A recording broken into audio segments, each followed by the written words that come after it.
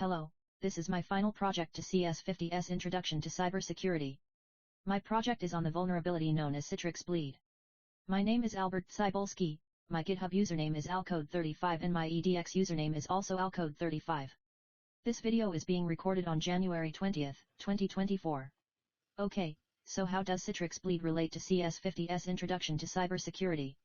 Well, it relates to it in multiple ways, the first of them being vulnerability analysis.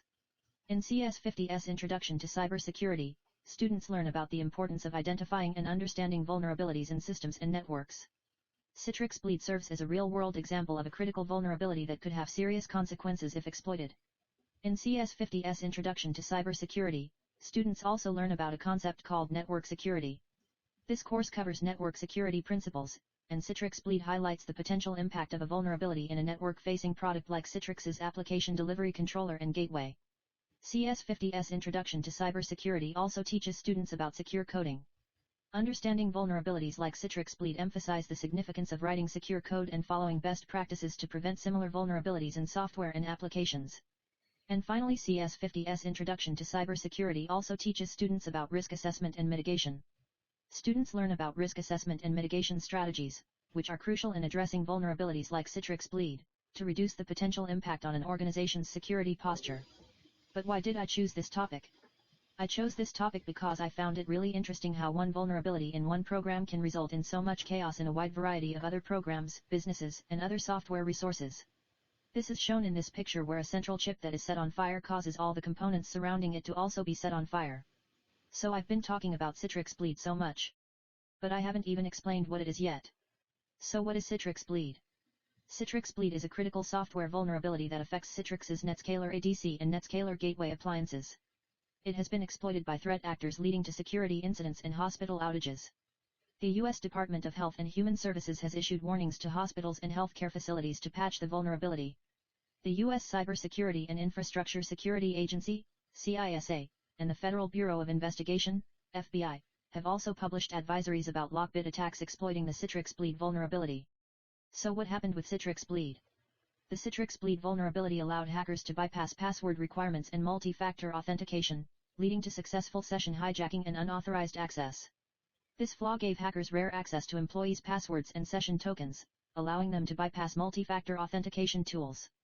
The impact of the Citrix bleed vulnerability was severe, encompassing potential data breaches, unauthorized access, and compromise of sensitive information. Thousands of servers were exposed to this vulnerability, and security experts worked to control and mitigate its impact. Many big companies and corporations were affected by the circumstance of vulnerability. Boeing was affected when Lockbit leaked approximately 40 GB of data taken from its systems. Xfinity was affected when customer information, including using usernames, passwords, contact information, and even partial social security numbers of nearly 36 million customers were stolen. Even a corporation as massive as the Commercial Bank of China, ICBC, isn't immune to the threat of Citrix bleed, as shown when its US arm was attacked, which resulted in destruction to certain FS systems. Other prominent corporations which were affected by Citrix bleed include DP World, Allen & Overy, and Toyota. In addition to those, many hospitals, more than 60 credit unions and so many more smaller businesses were affected. So now you may ask, when did all this happen? And I've shown this in a timeline. In August of 2023, the first zero-day exploitation of Citrix bleed has started. Then, on October 10, 2023, Citrix published a security bulletin talking about two vulnerabilities in NetScaler ADC and Gateway, including CVE 2023-4966. On October 17, 2023, researchers at Mandiant found evidence of zero-day exploitation of the Citrix bleed vulnerability and made a blog post about it. On October 18, 2023, CISA added CVE 2023-4966 to its known exploited vulnerabilities catalog. On October 23, 2023, AssetNote published its Citrix bleed proof of concept to GitHub, and researchers at Greynoise add a tag for CVE 2023-4966 to track associated activity. On October 24, 2023, Greynoise finds the first in the wild exploitation attempts for CVE 2023-4966. On October 25, 2023, researchers at AssetNote publish a blog post naming the vulnerability Citrix bleed and providing technical details and highlights to its proof of concept. In addition to that, researcher Kevin Beaumont says Citrix bleed is being mass exploited in the wild for about a month and highlights ease of exploitation. On October 27, 2023, Beaumont reiterated mass exploitation and published a blog post that reveals that a ransom group is leveraging Citrix Bleed as part of its attacks. On October 28, 2023, 20,000 NetScaler systems have been exploited according to Beaumont. On November 11, 2023, Lockbit ransomware group was confirmed to be using Citrix Bleed in attacks against a variety of industries including finance, freight, legal, and defense. On November 14, 2023, a second ransomware group, Medusa, also began exploiting Citrix Bleed in attacks. Security researcher Yutaka Sugiyama shared with Bleeping Computer that over 10,400 Citrix servers are still vulnerable to CVE 2023-4966 with nearly a third, 30%, of them being in the United States. On November 21, 2023, a joint CSA from CISA, FBI, MS-ISAC, and ASD's ACSC was published and includes insights into a real-world attack conducted by affiliates of the Lockbit 3.0 against Boeing. Citrix publishes a follow-up blog including investigation recommendations and reiterates importance of following instructions to remove active or persistent sessions. What's crazy is that to this day, Citrix Bleed is still a concern as many servers have still not updated to the latest security patch by Citrix. Because of this, there are now over 20,000 systems which are compromised by Citrix Bleed. But the big question here is, how does Citrix Bleed work? There are three main phases to a Citrix Bleed cyber attack: Phase 1, exploitation; Phase 2, session hijacking; and Phase 3, performance of malicious acts. The first phase to a Citrix Bleed attack is exploitation. Citrix Bleed is exploited by an unauthenticated remote attacker sending a specifically crafted request to a vulnerable endpoint on a NetScaler ADC or gateway instance. This allows the attacker to obtain valid session tokens from a vulnerable device's memory. With these valid session tokens, an attacker can replay them back to bypass authentication. The second phase to a Citrix Bleed attack is session hijacking. By exploiting Citrix Bleed, an attacker could obtain valid session tokens from the vulnerable device's memory.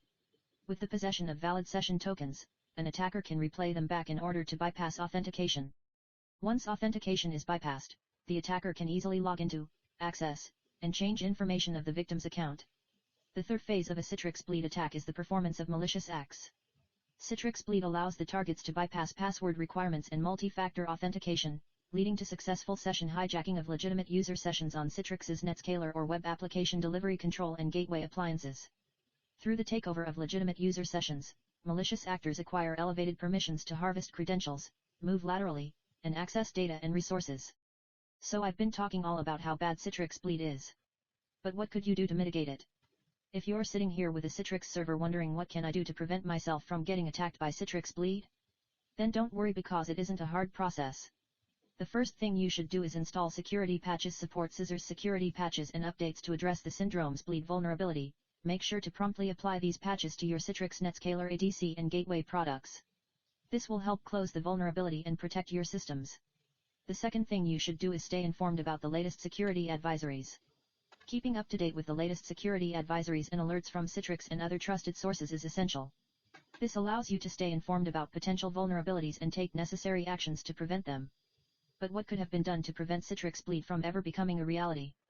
One thing that could have prevented Citrix Bleed from ever happening is regular security assessments and audits. Conducting regular security assessments and audits can help identify vulnerabilities and weaknesses in the system. By addressing these issues promptly, organizations can reduce the risk of Citrix Bleed and other security breaches. Another thing that could have been done to prevent Citrix Bleed from ever happening is staying informed about the latest security advisories. Keeping up to date with the latest security advisories and alerts from Citrix and other trusted sources is essential. This allows organizations to stay informed about vulnerabilities and take necessary actions to prevent them. Here are my sources for this project. My main source for the timeline is an article named Frequently Asked Questions for Citrix Bleed from Tenable. My main source for the Xfinity breach is an article written by Emma Roth called Comcast Xfinity Data Breach Affects Over 35 Million People from The Verge. My main source for the Boeing and ICBC breaches is an article from EdTarget named World's Biggest Bank ICBC Hacked, Citrix Bleed the Culprit, from the Stack. And finally, my images were generated by OpenAI's DALL-E 3. This is it for my project on Citrix Bleed. I hope you enjoyed it and learned a lot from it.